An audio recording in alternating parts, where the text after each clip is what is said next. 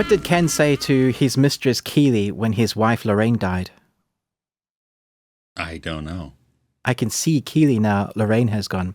But more likely, I can see Keely now, Lorraine is gone.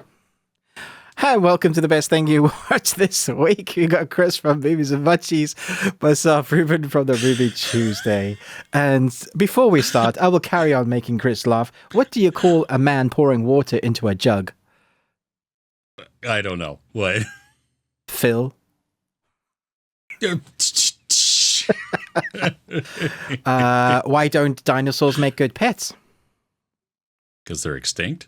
Yeah, because they're dead. Oh, man. Yeah. Okay. Oh, the first one's good, I think. Yeah, I love the first one because I heard it in my head before you said it. You could hear the song. Yeah. Okay. Thank you for joining us on the randomness of this. I hope you enjoyed those dad jokes. If you want to see what we get up into Patreon videos, we actually have dad jokes as one of our sequences and one of our movie quotes and movie pie in the faces. And we talk about all things movie. And this week, we're going to be talking about what, Chris? Whether or not Robert Downey Jr. should return to the MCU in Secret Wars. So we'd love you to join us there. That's going to be a fun one to talk about. We do have people supporting us, and you guys are amazing. Thank you for joining us every week. If this is your first week, welcome, welcome, welcome. I hope you find something of an enjoyment to this. We have time codes in the description, so you can click, like, if you're like, oh, these guys are rambling on too long, fair enough. Click to the thing that you want to enjoy. We're going to be talking about those things that just happened this week that we've watched, or, you know, visually, whatever entertainment we want to talk about is the best thing that we watch, basically. That's what we're going to go for. And then in our podcast exclusive section, if you're listening to on the podcast as well, thank you. But in the podcast exclusive section, we're talking Twitter news. It tends to be Twitter, but it's entertainment news, where we grab our entertainment news from. And then we talk about the things that we're probably going to cover and what we're looking forward to entertainment-wise. That is a lot of an intro. But first, let's continue with the movie quote quiz. And who won last week, Chris? I just had one correct guess, and that was from Nostromo, who got... The funny thing is, I've seen all these movies that you quoted, and yet none of them, especially with the rom-coms, that totally threw me up. Yeah. No. So we had Serendipity. Yep. Awesome movie. Love it. Such a great film. Yeah, it really is. Second one was Pretty Woman. Yep. Which is another good one. And then Watchmen. Yeah. So good job there. That's Who watches The Watchmen? Nice. You know, I was doing a clip about Who Watches The Watchmen for one of my reviews, and I spent an hour trying to find that dialogue line. A few years ago, it was available on YouTube. Now it's nowhere to be found. There's all other manner of clips, but just not that one. But talking about movie clips. Yes. Should I do this Stump week? Us. Yes, please bring it on. A silly boy with a horse. Oh, wait a minute. I think you might know this one. It's one of my favorite films. It's just so fun to watch. Give me the full quote, because I'm pretty sure Okay. Better a silly girl with a flower than a silly boy with a horse and a stick. You know this. Yeah. Yes. Okay. Yes. Love it. Cookie robots? I said cookie robots. I said cookie robots. Why? Why are you so old? I said cookie robots. Why? Why are you so old? I don't know why I use that voice. It's probably because I can't do that particular character's voice. The film is from 2010. It's the why are you so old? I think is what's sticking with me, that I know it, and it's like, what genre do you think it is? I can't even remember. That's the thing, that it's it's like right there. To help the listeners and the viewers and Chris, it's an animated film.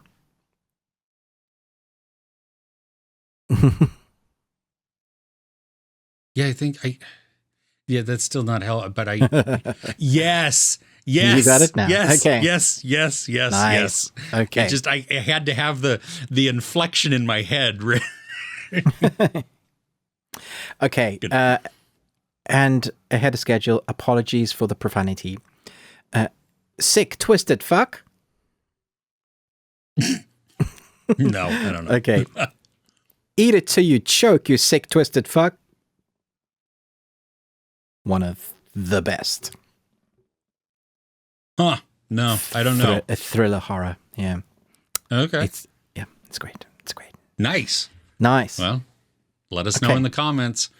Yes, I know the first two. So yay, I think people me. might get this one. This is easier. So let us know and we'll shout you out next week. Yeah. Cool. Sweet. Do you have a question? I do. Okay. I do. Okay.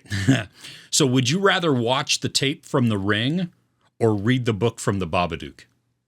Oh, Flip, my wife and I were talking about the Babadook last night, and we resent you for ever putting us on the path of the Babadook, Chris. It was you that recommended. Now, every time I see it come up on like any streaming service, I'm like, nope, get that thing out of here. Genuinely one of the most terrifying films I've ever seen.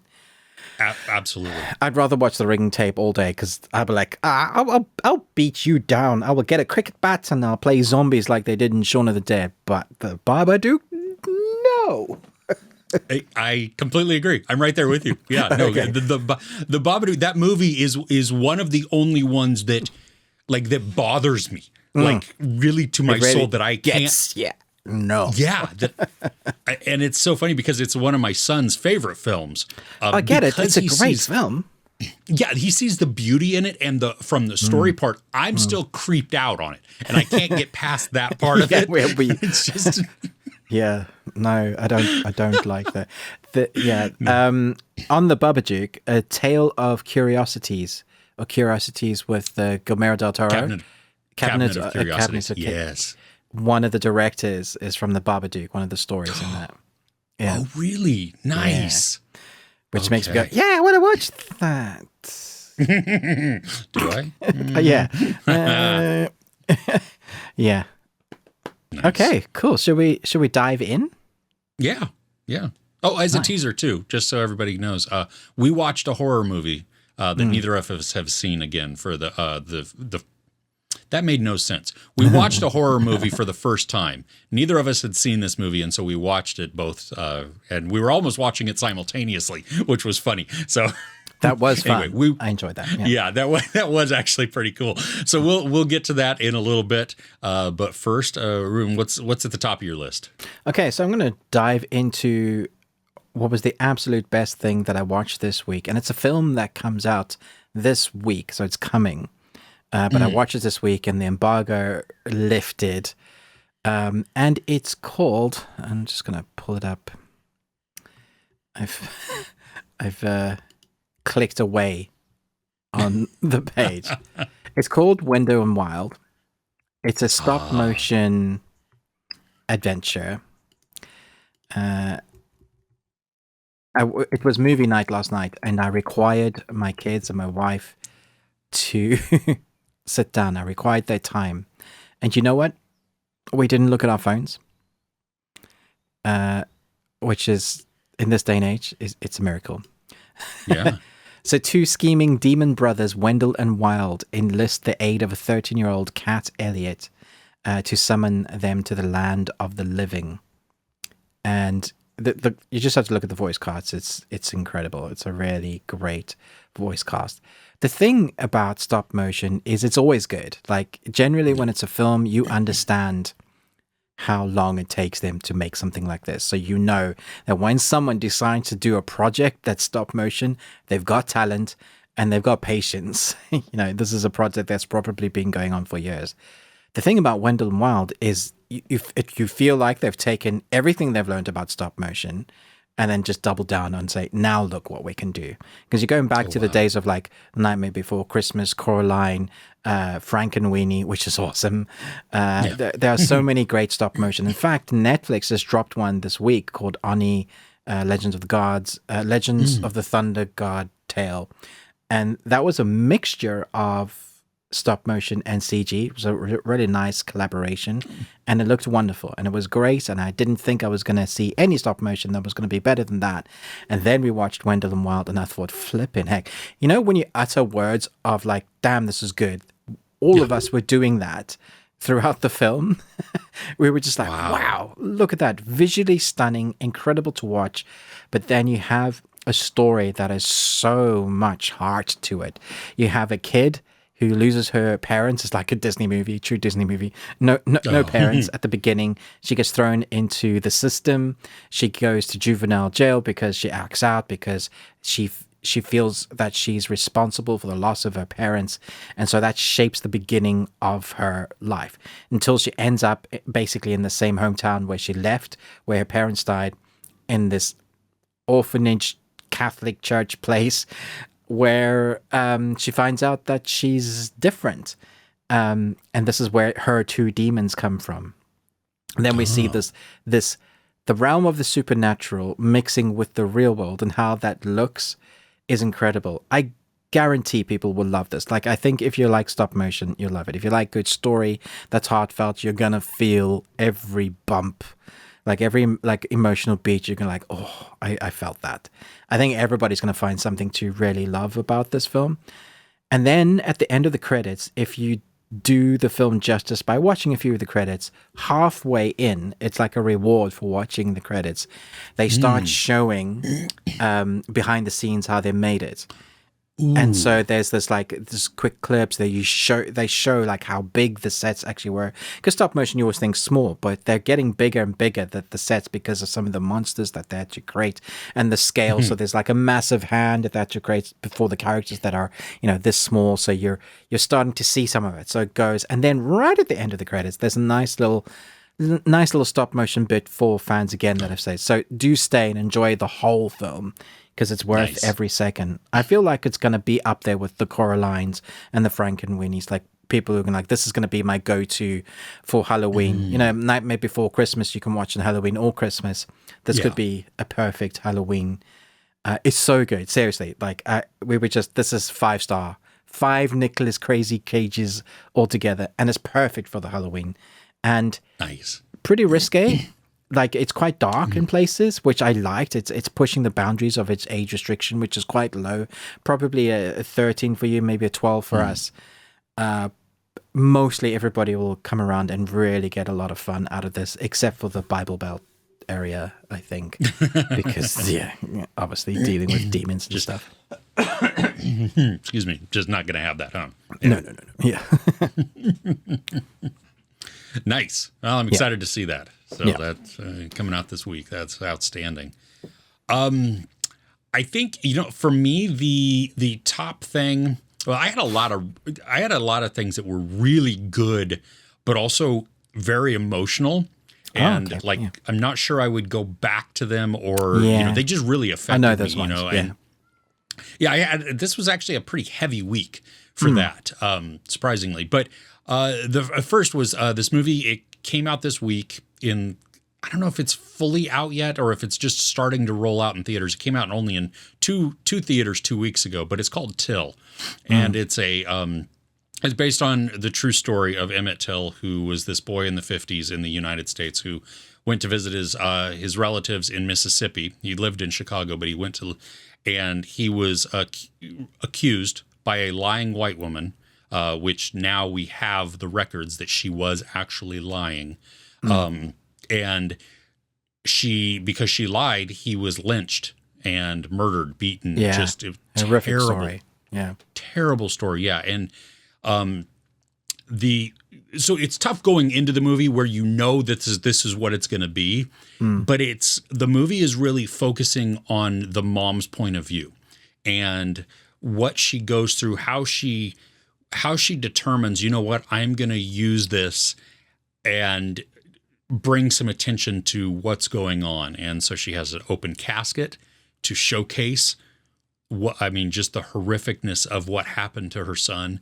Danielle Deadwyler, who is, she's the star. She plays the mom. And she is absolutely phenomenal in this. I mean, she really is.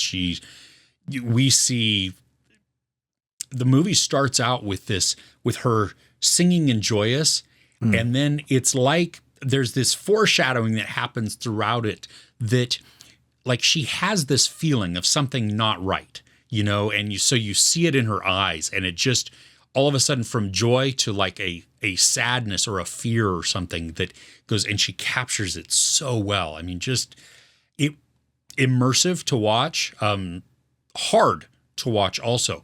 I when we went the screening that we were at, we were in the minority. It was mostly African American black audience, and afterwards I had a conversation with a couple of older black women, and we were just talking about it because I wanted to hear their perspective. What is it? Did you like this? Did it capture it? How did it make you feel and everything? And they had said, a lot of our friends didn't want to come because they just thought it was going to be over dramatized, that it was going to make them angry. Yeah. And they said, I'm not angry. I'm glad that this, sees this. And I look at her and I said, how are you not angry? I am angry because there's the court scene that we get within this. And we know, I mean, because this is historical, we know that the men don't get justice who did this. The woman who lied to cause it to happen nothing happened to them. So there's a great deal of injustice that happens there. And I mean, it's captured. It is just like blood boiling. And I mean, I told my wife afterwards, which I probably shouldn't have said out loud, and I probably shouldn't say out loud now, but I've never wanted to see a building full of white people burn so quickly as the courtroom, because it was just nothing but bigots and just, yeah. And there's so many of those stories as well. This is just one of many. Yeah. Yeah. And so the good thing is, I mean, okay, so first off, it's a powerful movie and it's amazing to watch. And the acting is outstanding. The filmmaking itself is really good. I mean, it's beautiful to look at. It's immersive at times. The cinematography, especially where to capture the emotion and to really put us into that space with them. I mean, it places us right there so that you cannot help but feel the emotions that the characters are feeling. But it's also, it does provide not a hope necessarily, but I don't know. It's a perspective, and it hopefully causes pause for some, especially because some of this still is happening today. I mean, I think about, mid-pandemic in New York City, I think it was, where this white woman lied about this black guy attacking her. Full on, just fully lied. That's quite recent, isn't it? Yeah. That was in like 2020 or 2021. And holy freaking crap. Anyway. So it is relevant. It holds that, but it's still from a filmmaking standpoint and everything, totally worth watching. I mean, it's tough to watch. Is this the Whoopi Goldberg film? Well, she is in it. Yes. Yeah, she was in it, which was great to see her also. At first, I didn't recognize her, but it was the voice. And I went, oh, wait a minute. Is that Whoopi? Oh, it is. And totally worth seeing. Very important movie, but will also probably wreck you. This isn't on my rush out to watch movie at the cinema. I would watch it on streaming from the comfort of my own home, where I can weep my eyes out and be angry and scream into a pillow, and then kind of watch. I guess you can see. This is an interesting question, actually. I'm always teetering on the do I now go and watch something that's going to lighten my mood, or do I let the movie's voice of what it was trying to tell me sit and stew and make me think for a while longer? And I guess it depends on the movie. If it's a movie like this, maybe you do want to think about it and actually let it affect you. If it's a horror that's so dark and depressing that doesn't have a fun, happy ending, perhaps The Simpsons will suffice. Yeah, I think that makes sense, and that's a great juxtaposition. Also, that what I mean. If it's meant to make me think, then maybe I ponder it for a while. If it was just meant to scare the crap out of me and I can't go to sleep, then I'll watch something light and, to distract me from that and be good to go. Yeah. Yeah, good. I've seen a lot of. I've seen very few negative, and I think that the negative stuff is obviously from the people that are racist, and unfortunately, that's still around. Yeah. But mostly, I think people are just saying this is an incredible story, well filmed, well edited, well acted, and a story that needs to be told still. So yeah. Oh well. I was gonna say well done for watching it, but yeah, maybe was it hard to get through? It like I wasn't looking forward to going into it because I knew what the story was. Yeah. You know, I mean, it's hard to get excited about a story where you know that a child is just destroyed. So, Okay. I'm going to move on. Is that all right? okay, yes, please. Cool. Yes. So, I've been getting back into Cyberpunk 2077, the game. I gave it. Yes. I finally finished the story, and it was okay. It was better than it was better than what it started out. And in the end, I like the characters. To say that I didn't have glitches would be a lie, because that game is still very broken. It's very, very broken, but it was amusing me. So anyway, this enabled me to play the next game that I was waiting for, because most of the games I choose to play are story based. Like we're talking like The Last of Us. It's just you get to experience being the hero or the villain, or a horror story, and you get through it. And you can normally play them quite short because story games are much shorter. They're harder to produce and make. So there's a sequel to a game that just came out on Friday, and I've played. So Friday, a few days ago, I played. There's 17 chapters. I've played about half of it. And dude, it's when the first game came out, it was my game of the year because of the story. And this is looking like it might be my game of the year again. But to say it's a game, it's more an experience. You get to go on a harrowing journey. Okay, so it's called A Plague Tale Requiem. And here is the synopsis. After escaping their devastated homeland, Amika and Hugo travel far south. There they attempt to start a new life and control Hugo's curse. But when Hugo's powers reawaken, death and destruction return in a flood of devouring rats. Oh, wait, what? Yeah.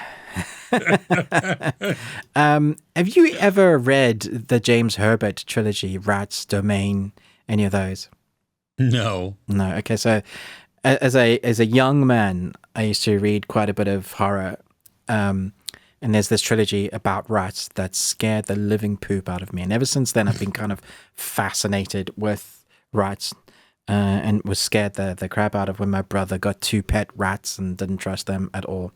And now we have a game that there is a curse, without going into like too many spoilers. There's a boy that is cursed with a disease that when he falls asleep or has nightmares, these rats go mental and they eat everybody so they spread the disease. Like it's set during the plague time, so it's like the Pied Piper sort of story.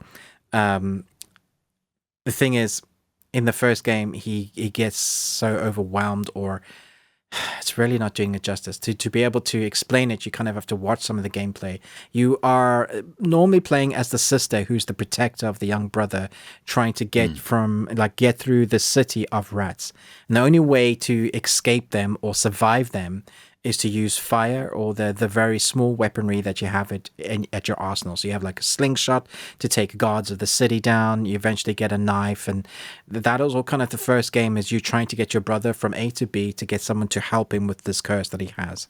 And you are running away, I was going to say from the Illuminati, but it was the Inquisition.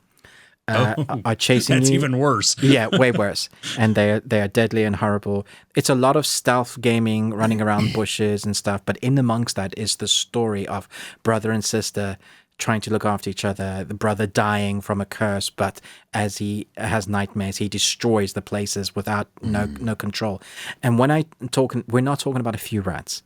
We're talking about hordes. Like think World War Z. That amount, and then just pouring down the city. Like it would reach so high that it would reach up to like the rooftops, like just that. So they come over you in swarms. Eventually, like there's parts in the game where they they spin, and they Like a make cyclone. like a rat-nado.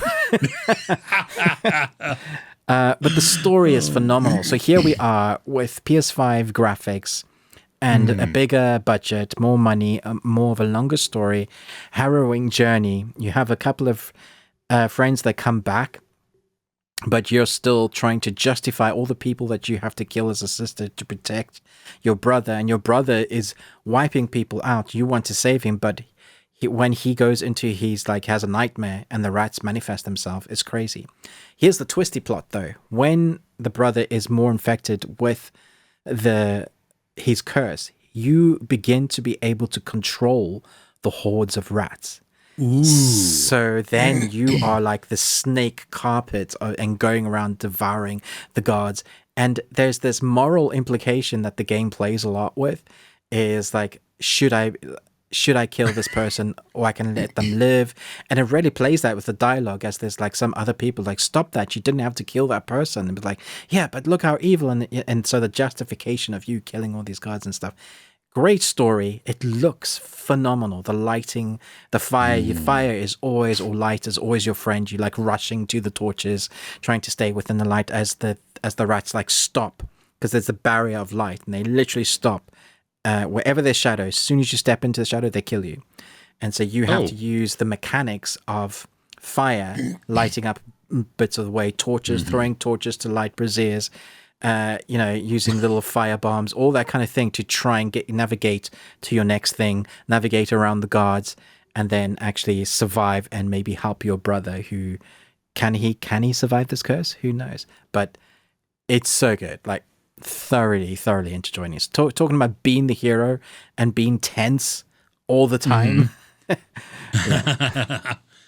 Oh, that sounds cool. It just came out, you said? Literally just came out. Yeah, this week.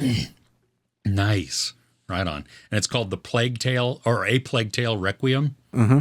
It's the sequel. I highly recommend, if you haven't played the first one, and do it. You'll get through it really quickly. Play it just on story mode. You don't need to like challenge yourself. Just there's enough challenging puzzles. The story will 100% grip you from the beginning. Like literally, first few minutes, you're like, oh, this is so lovely. And then hordes of rats, and oh crap, what is happening? Like nightmare mode engaged. Is it just a PlayStation exclusive, or is it multi-platform? No, I think it's multi-platform. Yeah. Okay. Nice. PC, Xbox. Yeah. Okay. Cool. Well, there you go. If you enjoy horror games and stories, and rats. Rats with red eyes. I'm okay with the little rats, but the no, these aren't friendly. You can't play with these guys. Yeah, no, yeah. Oh, all right. Moving on. You watched this also. You've seen more of the series than I have, but the first episode dropped this week. It is a weekly episodic sci-fi show on Amazon Prime called The Peripheral. And it stars Chloe Grace Moretz and Jack Rayner, and it involves a gamer but we're in near future. Yeah. And tech is different. People have implants, which I loved the inclusion of that. Like soldiers in one's excuse me. We see soldiers that have an implant, and what that allows them to do is them to sync up so that they fight as one simultaneous unit, so that they can see what others see. That's so cool. The concept of this is really neat. And it's near future, so it's, they don't have to change much. Cars still look like, the cars that they're driving and everything like that we have now, just with some extra tech there. But there's a VR game that Chloe Grace Moretz goes into, and she's testing it out. And you get paid for testing out video games, which is a thing now. It's a thing now. And my son gets paid. Yeah. I think that's a great gig. If you can get that, then that is awesome. Well, so she does this, but it's a different type of setup. And so she puts on this headset and kind of jacks in there, and it becomes a little bit like Tron, like Lawnmower Man almost, just, I don't know. She's the VR world is very real to her. And she sees something that she shouldn't have while testing it out. And now people are after her. But it's having ramifications in her world, in the real life world. And there were, I mean, I've only seen the first 3 episodes, so I know kind of where it's going or where it's beginning to go.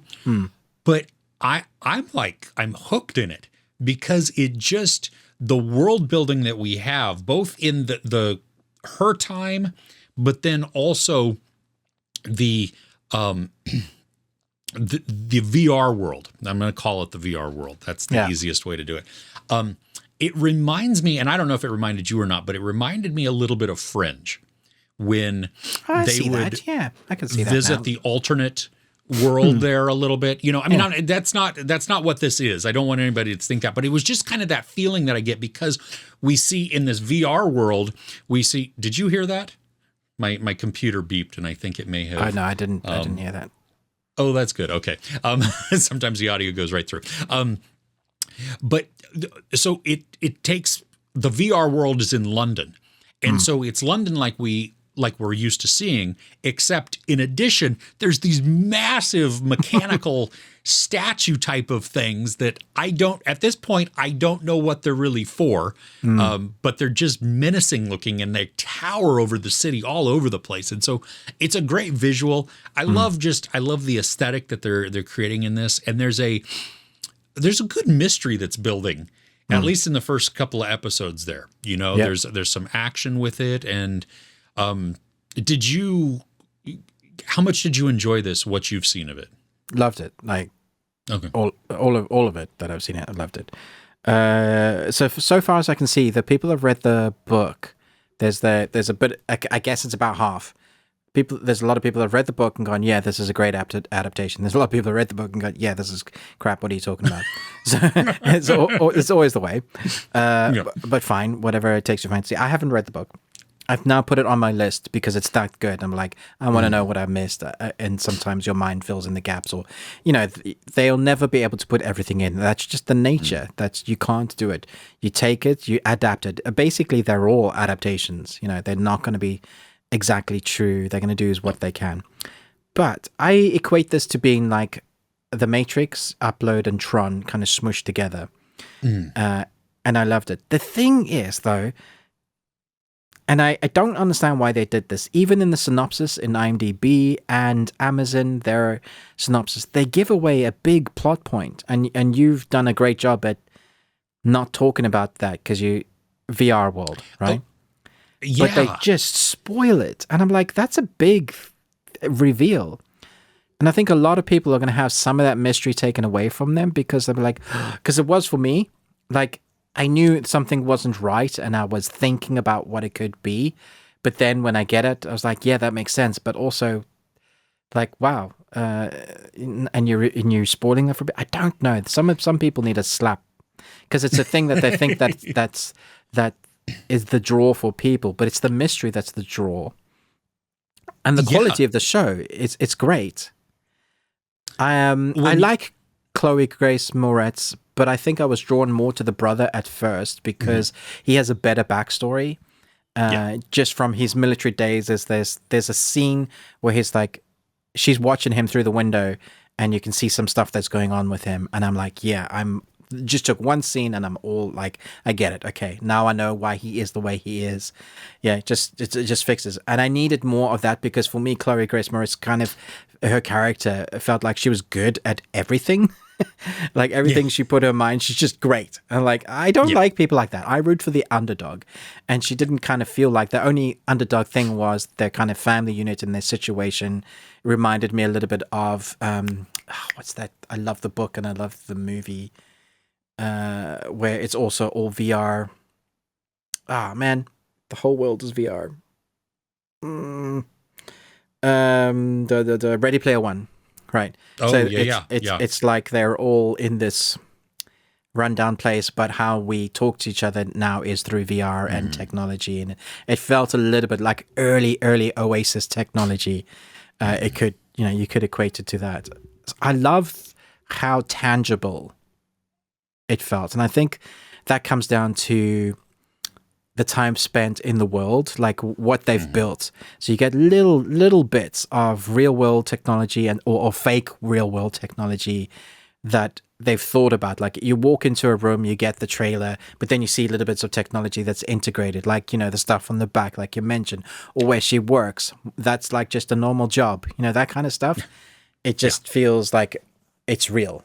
And that for me made it more tangible. It's for me to care. I'm hoping this gets more seasons because its quality is very good. Oh, negativity, kind of. The theme. Why have we brought the bombs back?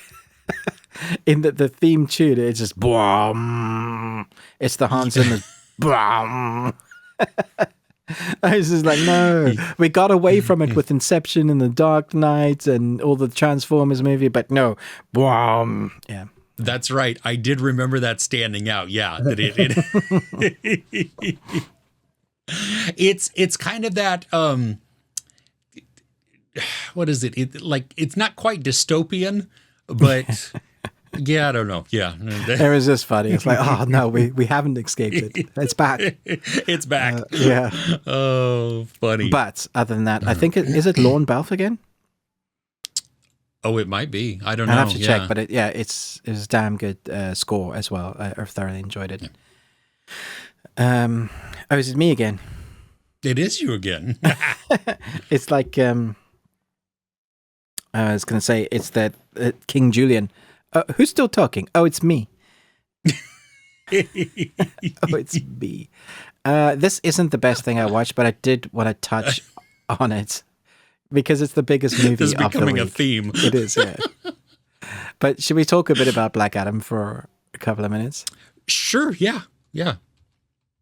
What did you want to talk about? I enjoyed it. It was all right. It was fun, wasn't it?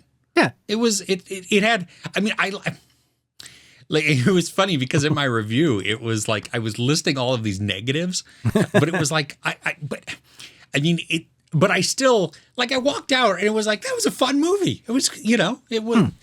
It's not terrible by any means. It's not the worst of the DC movies. I don't think. No. There were points in it that I felt were lacking or that were really weak, and I was kind of questioning why they would include some of this or why they didn't do certain things. I mean, I think there's an R-rated movie. I think people were talking about how the studio shut them down from doing R-rated.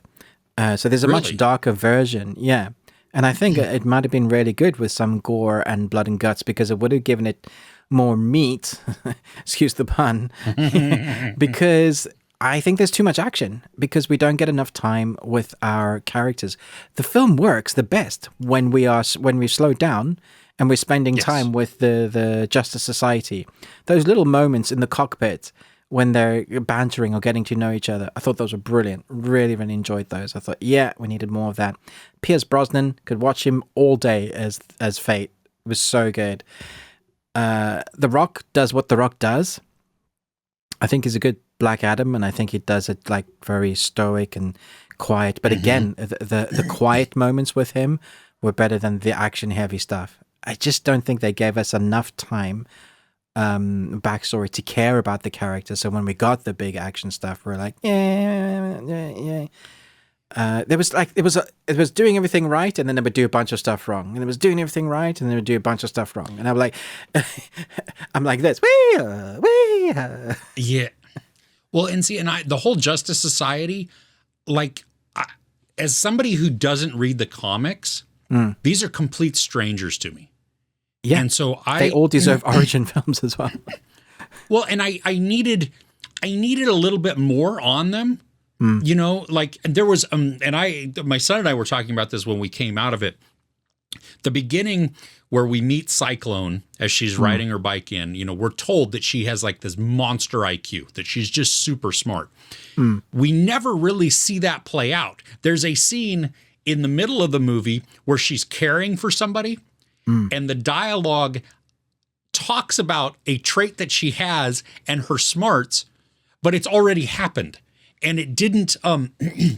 It literally felt like part of the scene had been removed, and we were only getting the last part of that. And I'm like, wait, what are you talking about? We got one bit where he said, well, that I literally just witnessed a miracle because she was using the nanobots to do something. Yeah, that's the scene I'm talking about, though. Oh, that's the scene. We didn't get to see it. It was kind of done.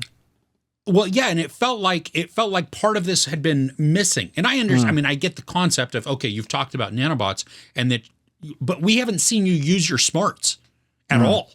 You know, so you say you made a point of talking about how intelligent she is.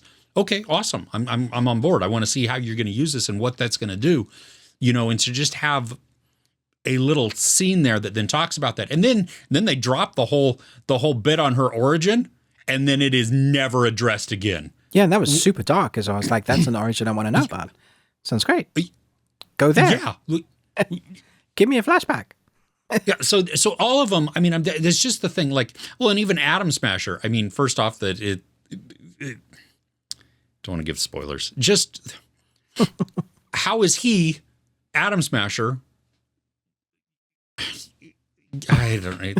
There were parts of this that just, like you said, it was up and down, up and down, up and down. I'm like, yay, I'm having a lot of fun. Oh, no, okay, what's going on here? I'm glad it's going the way it's going, and I think they're really doing their hardest now to have an aim, and you know, so we've had Henry Cavill and Dwayne Johnson. They sit down and they're talking. He's talking to James Gunn.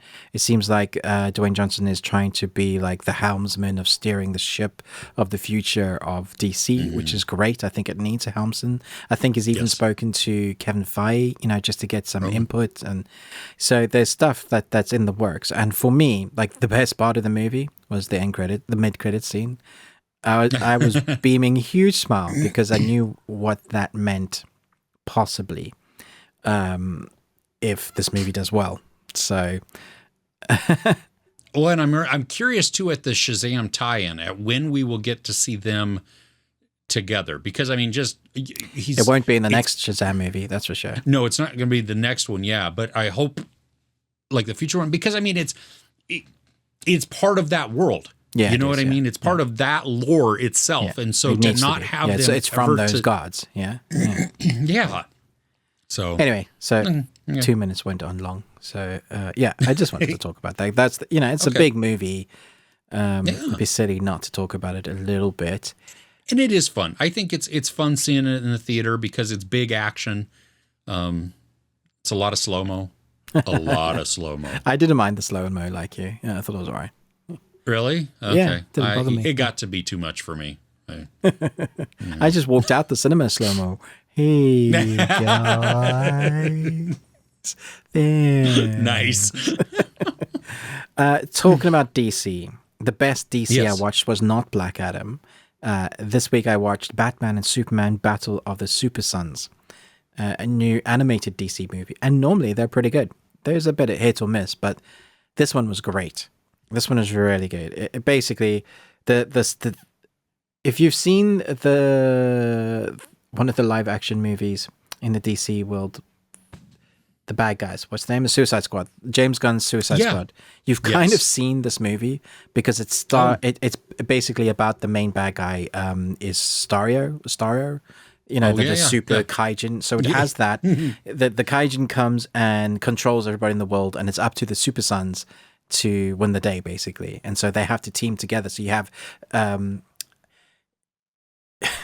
you have the Superboy who's just coming into his powers. He's just learning to control them. He's just found out his dad is Superman. So he's really happy. And there's this cute little relationship moments between father and son, which is great. I really like it. It was great. The animation style is like old comic book style. Even the character designs are like chiseled looks. Like they're really leaning back into like, nice. and it worked. Once you get over the animation style, you're like, I know what they're going for. Even the score, it feels like you're listening to an old kind of classic. So they've really doubled down on that.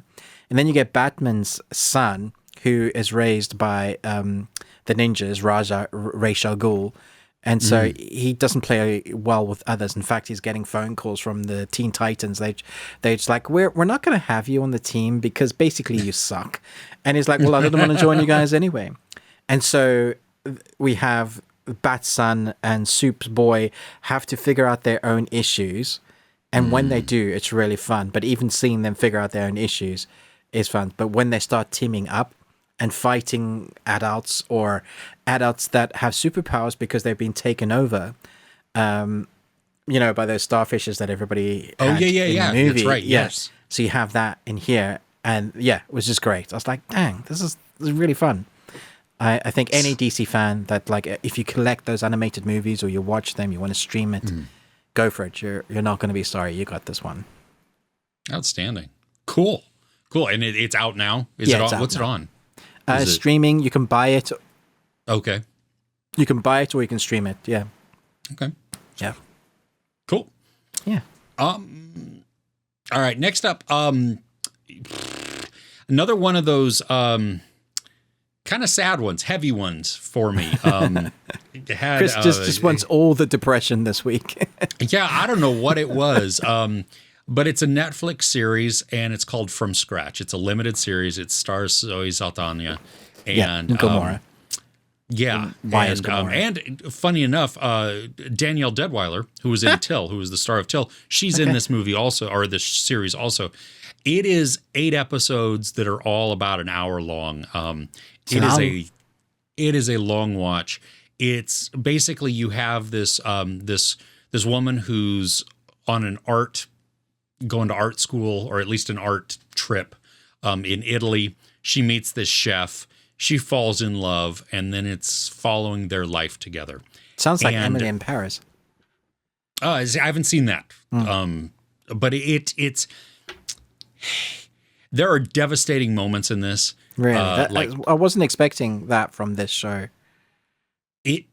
Well, I thought it was like a rom-com or maybe just a romantic drama. Yeah. But it is truly this roller coaster ride of emotions where it did begin to, that was like one of my negatives also, is that the show fell into its own formula of, we can't let our characters be happy for too long.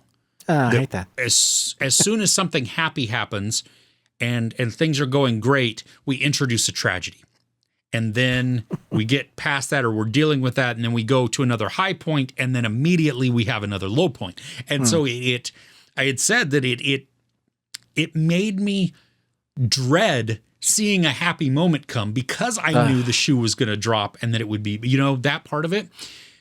But the story, I didn't want to be as sucked into it as I was.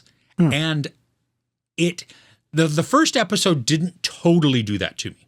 But by the middle of the second episode, I was engrossed. And what really rounds this out is because, first off, you have the relationship drama between Amy and Lino, the two central characters. But then what builds around it and really becomes the major focus of the story is family. And so we get to see both Amy's family, which is bigger. It's dramatic, has some issues there, which causes a lot of fun, but also some sadness and just things like that. And then Lino's family, which is very small, and it has its own set of drama within there. And how both of those feed in, but also support. So it has a very real feel to it, which could be a turnoff for some if you're looking for just pure escapism. Yeah. But like the show, it takes us on this progression, and as things begin to happen, it does become like there's a predictable arc to it. We know where certain things are going to come, which also sets up a set of a bit of dread or apprehension of, do I want to continue to watch this because I know where it's going? It's still a beautiful execution. From the acting is wonderful. There are some raw moments, especially as we get towards the latter half of the series, that is just, it's devastating to watch. And the actors, wow. are you acting anymore? Or did you draw on something that is just this Something bringing real, out, visceral? Yeah, exactly. Yeah. And so it's amazing to watch. It really is. And I stayed up way too late to finish out the series because we were hooked on it. But I know that it's a long watch. It's a very heavy watch. And the pace is slow. I mean, we just watch this play out. And that does not mean bad by any means. It just means that it takes its time to really invest us in these relationships and in their dramas and what they're going through, their emotional upheavals. And so when there are high moments, we feel those high moments. And when then there are the low moments, we feel those too. And it is, God, totally worth watching. But I think you have to be in a mindset to do so. Yeah. That you have to know what you're in for. Yeah. Nice. Yeah. When I saw this originally and I asked for the screeners, they were like, yeah, sure, no problem. Because I thought it was a movie. And then I saw 8 hours worth and we watched the first hour and I was like, no, I can't do this to myself. I like sleep. So, but it does sound like it was worth it, even though it was a long haul. Yeah, and it's emotionally draining. Just know that. I mean, it's just, but yeah, it is worth seeing. Just, yeah. Okay. With caveats. A while back, I said to you that one of my favorite Star Trek series is the non-Star Trek series, the Orville. And I'd caught up watching season 2, and then I'd watched the first couple of season 3, which was new. This week, my wife and we watched the rest of the season, and that's up to 10, and it's finished. And if you go and look at the length of each episode, it's like an hour and 20 minutes long. So they're lengthy, especially for sci-fi. Wow. But man, did they get Disney money. Like, wow, the sets are good, the special effects are excellent. But the thing that just blew me away was the stories and themes they were willing to tackle this time. Like I mentioned briefly, I think a couple of weeks ago, where the first one was like the comedy kind of going into the series. And then the second one, it was like trying to feel what they're going to do with the series. Now, we don't have the comedy. Sure, there are lighter moments, and you can't not do that with Seth. But what they tackle is some of the hardest hitting, like Star Trek Generations, the themes they used to do, and they're definitely harking back. There's an episode called Tale of Two Topers. It's basically about a species that look at women as being inferior. In fact, if you have a child and your child is born female, you get an operation to be turned into male. Yeah, they just inferior. And in fact, they try and wipe out almost all females. Yeah, it's how that works. You'll understand when you watch it. Like, how do they exist as a species? Yeah, fair enough. Yeah. That's all explained. Okay. But so you're fighting this child's because the story cleverly has been going on for 3 seasons. Like since we first meet the couple, like the 2 males, and then they go through the child, and then they have the child, and then they do the whole like court case of whether they try and win the right to allow the child to be female or whether it has to have the operation. They lost that because of their whole society, so you're watching through gritted teeth as the child has to become male. And then in this season, throughout like bits, you see the child regressing and trying to find its identity, doesn't know what's wrong with it. And you feel it and you get it. And like, so there's eventually some questions like, I want to become a pilot. And she's so drawn to, the female species, but doesn't know why. That's just something inherent about like what's going on, like written on the DNA, right? And so they explore that, and then they're not afraid to explore. That's just one of like the deep thematic themes that they go for. So in amongst the really great special effects, the sci-fi that now has got like big budget, the crazy alien designs that you get, and that's just great. There's literally like a blob that's in engineering that works with everybody, and occasionally will fall through the grating because it's, a blob, and is like the hilarious character. There's like a character that has 3 tongues, and it reminds me of one of the characters from Final Space called Trebor. It's fully embraced the craziness that you could get. The variations of creatures that you can get in space is great. So you have that adventure. So Disney obviously gave them the money to like make this series good. They don't have to adhere to any time. So it's like we get a proper like almost feature every episode. They tackle it until that thing is done. They talk about like social media. They talk about obviously sexual orientation. They talk about identity. They talk about what humans do to each other through showing other species, what other species are doing to each other. And that's what Star Trek was good for. Like when it was good, they used to tackle themes and messages and then make you think. And man, there were times, I kid you not, where we're eating dinner and we're like... and like trying to like swallow back tears and food at the same. You enjoying this? Yeah, I'm enjoying this. So we got to the end, and it had me looking up: is there going to be a season 4? No news yet, but yeah, phenomenal. Like really, really, really good. I never expected this series that was like, this is like Star Trek for people who are missing Star Trek, to ending up being, this is the best damn Star Trek, even though it's not Star Trek. Yeah. Wow. That's nice. Yeah. Right on. I think I don't know if I even tried it because I wasn't like, I like Star Trek, the original Star Trek. I can't say that I watched the other ones, even though I know there are some good ones, but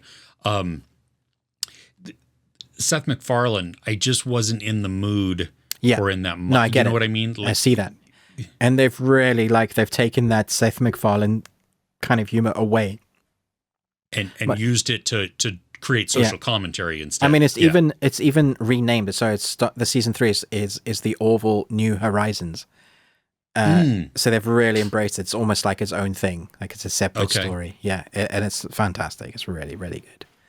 Do you think could audiences jump into just season 3? And I think you could. I mean, you could possibly do the thing where season 1 and 2 wrap up on YouTube, and then those collaborations. Like, remember this will happen, and then jump into 3, and I think you'll pick it up very quickly. Yeah. Okay.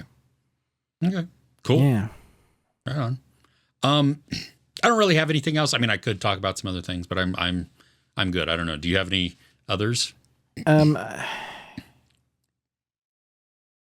No. I mean, there's stuff that I enjoyed that would be rated up there. The School for Good and Evil, that was phenomenal. I love that. It's like one of the best things I've ever seen. I mean, that is Oscar worthy. They should, put it in the top 100 films to keep in. There's that capsule where they're keeping the top 100 films to protect the integrity of, what is gold. I just think I was blown away every second. Characters, acting. I could go on, Chris.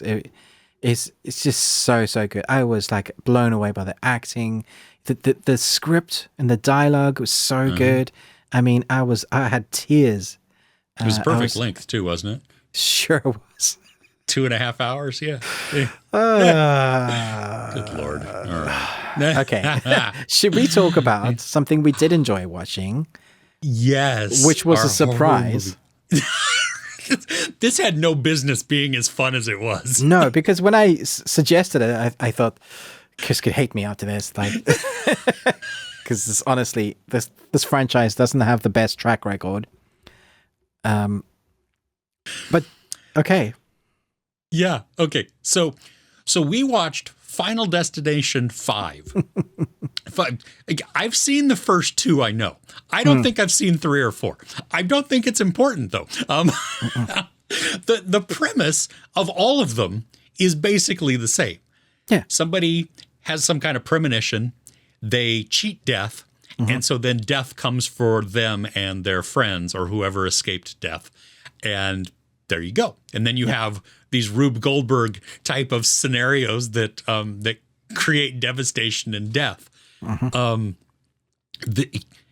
I loved, and I'm not gonna spoil it, but the thing that there's a lot to love in this, but I love this ties into another Final Destination movie at the end. And so it's in my opinion, we don't need to make any more Final Destination movies. Correct. It's the perfect sphere.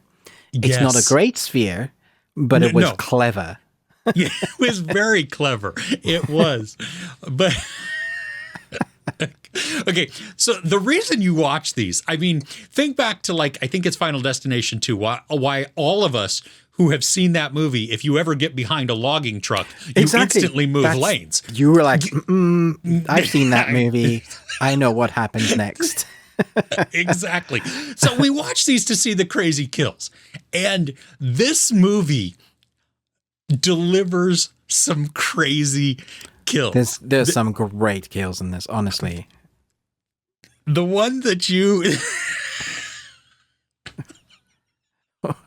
I don't want to talk about it because it's like a 5-minute setup though. Yeah. I mean, it is really long. It's really tense though. I was like, no, don't do that thing. And then it reminded me of another movie, and I don't want to say what that movie is because there's a tense moment from a movie that has little dialogue. It's very quiet. And there's a moment that I was like, oh no, I see where this is going. And then it doesn't do that and does something else. And then you think it's going to do that one thing, and then it doesn't do that and it does something else. And you're like, what's going to happen? It does, like, you think that the setup is, oh, I know what this is going to do. And it keeps showing us different elements within this setting.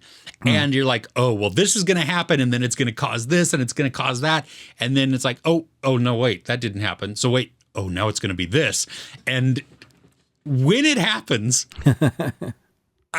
I chortled out loud. I was like, oh, I couldn't help it because it was so unexpected, and yet the death was expected. It just wasn't. See, I have a love-hate with the relationship with these movies because I'm with my wife. She says, these movies are terrible because you want to root for someone and know that there's a possibility that you might survive. But in these movies, they're like, yeah, but you cheated death, so you're never going to survive. and you're like, so then who are you rooting for? So I have a theory about all of these movies, Chris. I think, and maybe the writers just secretly aren't telling us this, but I think it's not that they've cheated death. I think that death is bored.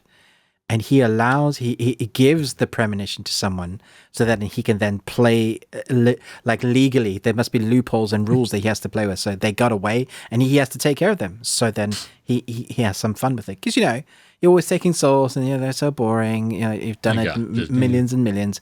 Like, let's have some fun. So every now and again, I reckon these are historical documents and this is actually what happened. Yeah. I like it. Well, I like it from that viewpoint. That works. In this movie, I mean, don't get us wrong. I mean, it was very tense. I mean, I was actually very invested in it, despite there being some terrible acting, some characters that you just. There was a character that I really, really, really wanted to die. Oh my gosh! The most sexist douchebag in the world. And I don't think that he got the full justice. No. I think we were cheated a little bit. I feel that too. Yeah, it compared to some of the others, dang. Yes, exactly. Yeah. This still deserved to die. But yeah, no, you're right. I mean, from the very get-go, we never liked this person. I mean, this person is always just a terrible, terrible person. But even some of the acting was just kind of like, I don't like you in this role, but whatever, I recommend doing watch-alongs with these movies because we almost did a watch-along, and I'm sending you emojis, but clever emojis as to how the person died, and you get it after, sending a giant smiley face, but you're like, that doesn't make any sense, and then you're like, all right. I think, I agree. These are great movies to watch along with people because it's still that shared experience. Yeah. And because it's not a serious type of horror, but it's it's gory It is like there's blood there. It's just blah, and the creativity, I think, is really what really comes into play there. Yeah. And how are they going to set this up? And then how are they going to get past our expectations and flip it on its head so it's not something that we saw coming? I mean, we see the death. We know that. That's not it's how they did it and the creativity within that. We drove to our fancy cinema that's not closest to us to watch Black Adam this week. And on the way there, we have a little like highway stretch. It's a small, and then we get onto like side streets and stuff. But there was a truck next to us that had probably about 20 gas canisters, all the nozzles facing me. And I was like, you see that, right? You're going to change lanes, right? And I'm sure that for everybody, like whoever's seen Final Destination movies, like, I'm not chancing fate this way. No. No. The truck with all the rebar in it. I gotta go. My gosh. There's no way. Or trucks with like glass plates. Like, it's just slow down. Let it go. We can be a few minutes late. Yes, exactly. Oh, it's so funny. So I don't know. Have you seen, how many of the Final Destination movies have you seen? I think I've seen them all now. I think. Oh, okay. But it's been like really long time, like when they originally came out, and that'd be the only time I'd watch them. I wouldn't go back and watch them again. Yeah. Yeah. I mean, I do remember seeing 1 and 2, like in bits and pieces. I remember, little bits of that. And so I think, I mean, you're absolutely correct. The sphere that this creates is really brilliant. I mean, the way that they, clever. Yeah. So, if you've never seen Final Destination 5, I mean, and you like just silly kills, but in creative ways, then I mean, this is a good one. It was well worth the time, and it had tense moments to it. Really did. Like I was anxious as it was built up, and it had no business being that way, but it executed it well. Cool. Just had a flash of a certain person die. It was really gory. It made me go, oh no. Oh, there was,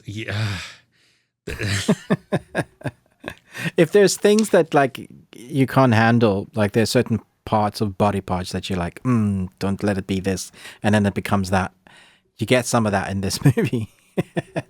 Which I was like, that's the reason I don't go to these places.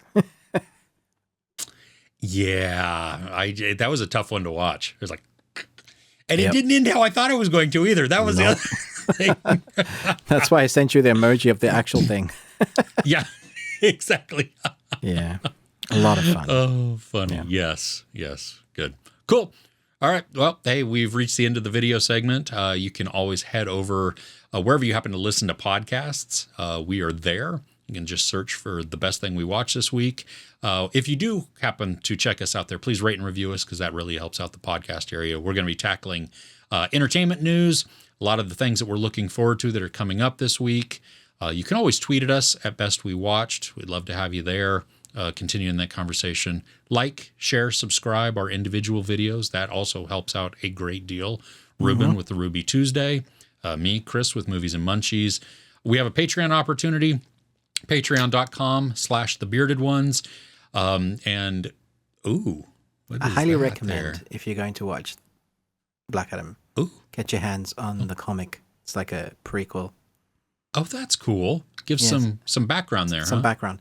A lot of background to Hawkman, actually. Or Hawkman, nice. Which we were missing in the movie. Yes, exactly. Yeah.